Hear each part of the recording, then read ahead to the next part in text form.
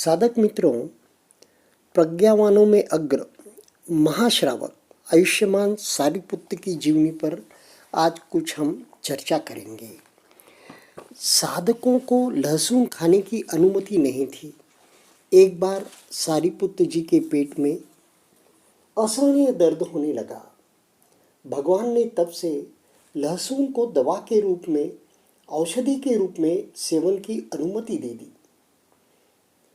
दूसरा प्रसंग आता है जब भिक्षुओं के मन में शंका हुई कि भगवान ने देखते ही सारिपुत्र और महामोगलान को भिक्षुओं में अग्रश्रावक कहकर कैसे संबोधित किया और यह पद दे दिया। भगवान भिक्षुओं के चित्त की शंका जान लेते हैं। फिर कहते हैं, भिक्षुओं, मैं मुख देखकर किसी को भी पद नहीं देता, बल्कि श्रावकों द्वारा पूर्व जन्मों में और इस जन्म में भी पूर्व में किए गए प्रारब्ध कर्म के फलस्वरूप उनके द्वारा प्रार्थित स्थान वस्तु ही उन्हें प्राप्त हुए हैं। कौंडिन्य ने तत्कालीन बुद्ध को अपने खेत में उपजी फसल में 9 बार दान देकर प्रथम धर्मोपदेश में सर्वप्रथम अरहंत होने का वर मांगा था, न कि अग्रश्रावक का स्थान। पर इन भिक्षुओं ने, सारिपुत्र और महामोगलान ने अग्रश्रावक स्थान के लिए संकल्प किया था। ऐसा कहते हुए भगवान आगे कहते हैं, प्रत्येक व्यक्ति को जो कुछ उपलब्ध होता है वह उसके परिश्रम, योग्यता और प्रार्थना के अनुसार ही होता है। तथागत किसी का मुख देखकर किसी को अग्रस्थान नहीं प्रदान करते। इस प्रकार हमें पूर्व जन्मों की बात भगवान बुद्ध के जातक कथाओं में से उन्होंने जो कही प्राप्त होती है और हमें भी हमारी 10 पारमिताएं पूरी करने के लिए प्रेरणा मिलती है। और जितनी जितनी पारमिताएं पूरी करेंगे उतना उतना हमें धर्म में प्रगति होगी, हमारी अष्टांगिक मार्ग में हम आगे बढ़ेंगे, हमारी साधना पुष्ट होगी। इसका हमें एक प्रकार से आश्वासन मिलता है। महाजनपद मगध की राजधानी राजगढ़ के पास नाड़क ग्राम में वंगंत और रूपसारी नामक ब्राह्मण दंपत्ति के घर उपतिस्स का जन्म हुआ। यह दंपत्ति महाधनवान तथा संपत्तिशाली थे। वंगंत ग्राम के मुखिया थे। उनके 7 संतानें हुई, 4 पुत्र उपतिस्स, उपसेन, महाचुंद और रेवत, और 3 पुत्रियां चाला, उपचाला, शिशुपचाला। परंपरा के अनुसार सबसे ज्येष्ठ पुत्र का नाम ग्राम के नाम पर उपतिस्स पड़ा। अपार भौतिक संपत्ति का वारिस होने पर भी सबसे बड़े बेटे उपतिस्स की रुचि धर्म संपत्ति की ओर बढ़ती चली गई। देखिए साधकों, धनवान होकर भी उन्हें गृह त्यागी होना ज़्यादा अच्छा लगा, वैराग्य धारण करना ज़्यादा अच्छा लगा और एक ज्ञान की खोज में वे निकल पड़े। वह अपने बचपन के मित्र कोलित मोगलान के साथ अपनी अपार वैभव संपदा को त्याग सत्य की खोज में निकल पड़े।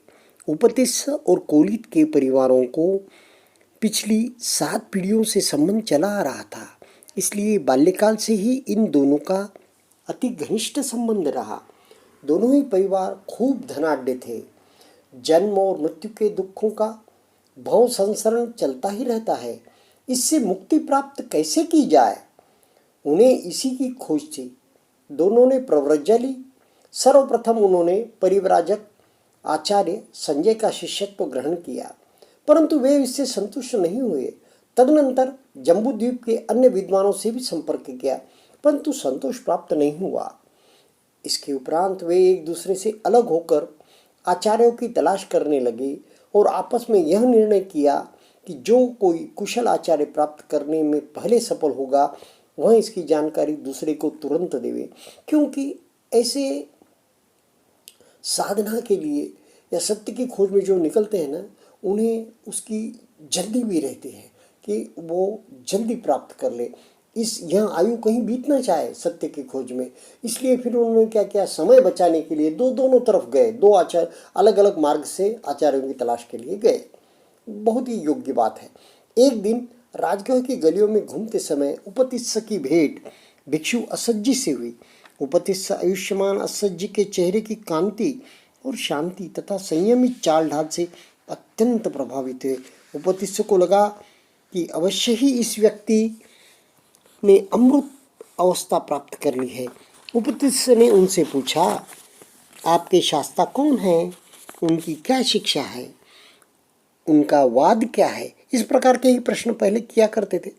उपतिस्स द्वारा अत्यधिक आग्रह किए जाने पर आयुष्मान असज्जी ने भगवान की शिक्षा के बारे में बताते हुए कहा, जो कुछ कारणों से उत्पन्न होता है उसका कारण तथागत बताते हैं और उसका जो निरोध है उसे भी बताते हैं। महाश्रमण का यही वाद है, यही कथन है, यही शिक्षा है। पूर्व जन्मों की संचित पुण्य पारमिताओं के फलस्वरूप उपतिस्स को थोड़े में ही सारी बात समझ में आ गई। भगवान भव संसरण के दुखों की उत्पत्ति और उनका निरोध सिखाते हैं, यही उन्हें अभिष्ट था। उनके विरज विमल धर्म चक्षु खुल गए। उन्होंने सोतापत्ति अवस्था का साक्षात्कार कर लिया। उपतिस्स ने सारी बात अपने बाल सखा कोलित को बतलाई। उपतिस्स की वाणी सुनते सुनते उनके भी धर्म चक्षु खुल गए। कोलित ने भी अमृत का पान किया और सोतापत्ति अवस्था का साक्षात्कार किया।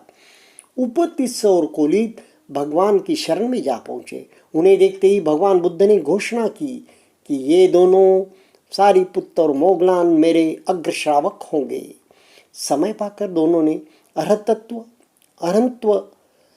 अरहत्व अवस्था का साक्षात्कार किया। भगवान बुद्ध ने अपने भिक्षु श्रावकों में महाप्रज्ञावानों में आयुष्मान सारिपुत्त को अग्र घोषित किया, जबकि आयुष्मान मोगलान को रुद्धिमानों में अग्र। धर्म सेनापति सारिपुत्त की प्रशंसा करते हुए भगवान ने कहा, भिक्षुओं, सारिपुत्त है अर्थज्ञ, धर्मज्ञ, मात्रज्ञ, कालज्ञ और परिषद का जानकार। इन 5 बातों से युक्त सारिपुत्त तथागत द्वारा प्रवर्तित अनुपम धर्म चक्र को यथोचित रीति से अनुप्रवर्तित करता है, घुमाता है, आगे बढ़ाता है। उस धर्म चक्र को लोक में कोई भी व्यक्ति अप्रवर्तित नहीं कर सकता, उसे पीछे नहीं घुमा सकता। ये दोनों अग्रश्रावक भगवान की शिक्षा के प्रचार प्रसार में भगवान का हाथ बटाते हैं, संघ के संचालन में भगवान की मदद करते हैं।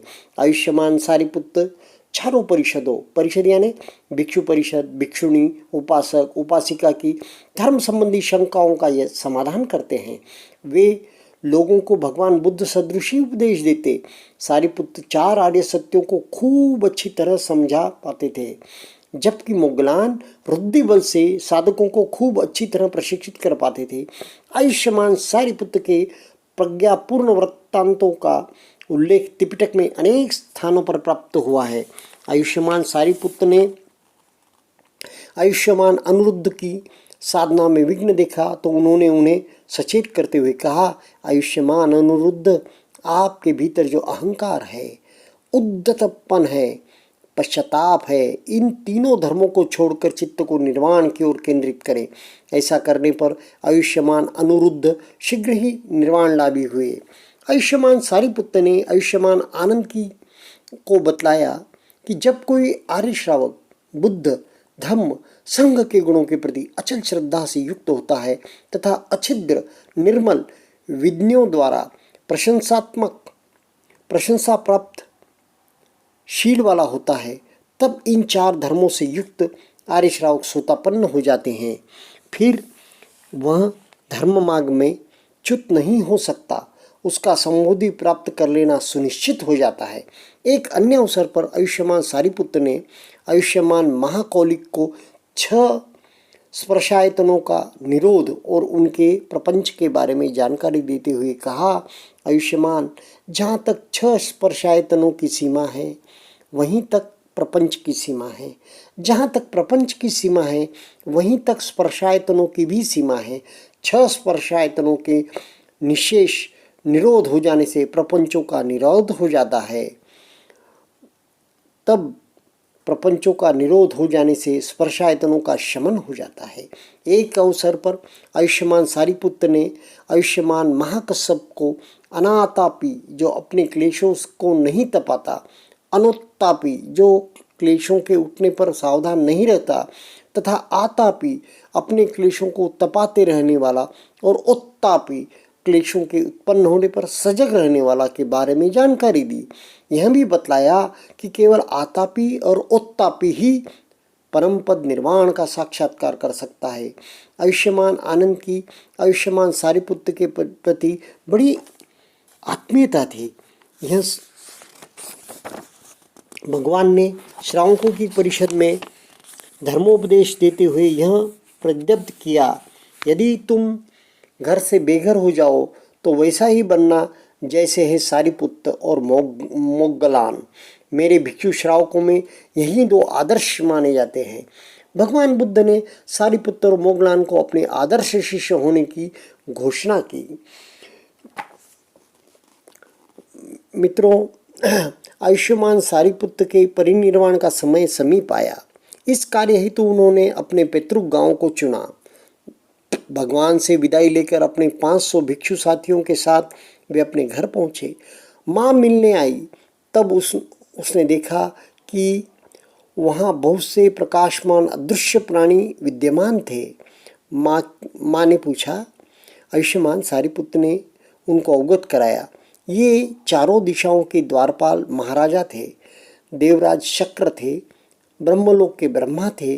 वे सब अरहंत के अंतिम दर्शन करने आए थे। माँ यह सुनकर भाव हर्ष विभोर हुई। मेरा पुत्र इतना रुद्धिशाली और समृद्धिशाली है तो उसका आचार्य तो इससे भी महान होगा। इस पर आयुष्मान सारिपुत्र ने भगवान के गुण गाए, जिसे सुनते सुनते माता का शरीर पुलक रोमांच से भर गया। वह सोतापन्न हुई। धन्य हुई माता, धन्य हुआ पुत्र। सूर्योदय के पूर्व प्रत्युष काल के समय धर्म सेनापति ने अपने 500 भिक्षुओं को बुलाकर कक्ष के सामने खुले प्रांगण में बैठाया और उनसे कहा, आप सब 45 वर्षों से मेरे साथ हो। इतने समय में मैंने शरीर या वाणी से ऐसा कोई कर्म किया हो जो आपको दुखद लगा हो तो मुझे क्षमा करना। शिष्यों ने कहा, भंते आप महान हैं। इन 45 वर्षों में हम में से किसी ने भी आपके प्रति कोई पीड़ाप्रद कर्म किया हो तो आप हमें क्षमा करें। धर्म सेनापति ने संघ से कहा, तुम सब पवित्र हो, निर्दोष हो। इतना कहकर धर्म सेनापति ने अंतिम सांस छोड़ी और परिनिवृत्त हुए। धन्य महान धर्म सेनापति, धन्य उनका पावन भिक्षु संघ। इस प्रकार आप सारिपुत्र नाम की जो किताब है गुरुदेव ने लिखी और विपश्यना विशोधन विन्यास द्वारा प्रकाशित है, इसका कुछ अंश मेरे द्वारा सुन रहे थे। तो मित्रों, यह जो श्रावकों की, महाश्रावकों की, अग्र श्रावकों की जीवनियाँ हैं, हमें प्रकाश देती है। हमारी साधना में हमें एक प्रकार का विश्वास दिलाती है। एक प्रकार से हमारी प्रगति के लिए वे प्रेरणा स्रोत बनती है। जब भी कोई मन में जिज्ञासा उठे, मुमुक्षु भाव से कोई प्रश्न उठे, कोई शंका उठे, उस वक्त इन जीवनियों की याद अगर हमें आ जाए, इनके कुछ प्रसंगों की याद हमें आ जाए, तो हम प्रेरित होते हैं। हमें हमारी शंकाओं का, हमारे प्रश्नों का, हमारे कुछ जिज्ञासाओं का वहीं पे समाधान मिल जाता है और बड़ा एक शांति मिलती है। तो ऐसे जीवनियाँ अवश्य पढ़नी चाहिए। आप भी यह जीवनी अवश्य पढ़िए। इसमें डिटेल में बहुत सारे प्रसंग है जो यहाँ पर वर्णित करने के बजाय आप पुस्तक से डायरेक्ट पढ़ें तो ज़्यादा लाभप्रद होगा। आप सभी का बहुत बहुत धन्यवाद।